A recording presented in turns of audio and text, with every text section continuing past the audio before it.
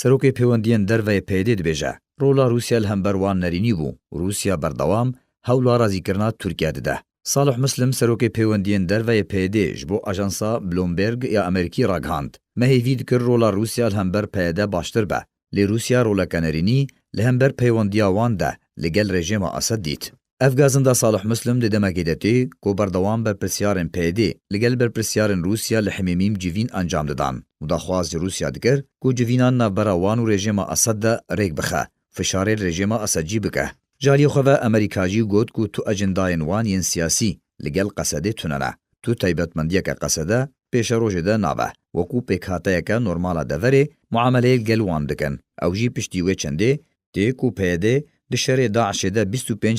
lawên Kurd dane kuştin û şehîd ketin. Vladimir Putin serokê Rûsya jî û Recep Tayyip Erdogan handide ku peywendiyên xwe li gel rejima Esed vegerîne dakûkê şeyên derbarê navçeya aram li gel rejima Esed çareser bike. Di vir de PYD berdewam daxwaza destpêkirina peywendî û wildarxistina civînan li gel Tirkiya dike. Lê Tirkiya vê daxwaza wan wek Tirkiya radigihîne red dike. Salih Muslim gocî ku dema Rûsya hata navexaka Sûriyê PYD hêviya piştevaniyê jê dikir. Lê dema niha de Rûsya dibin mêzê ve rêkeftinê li gel Tirkiya dike.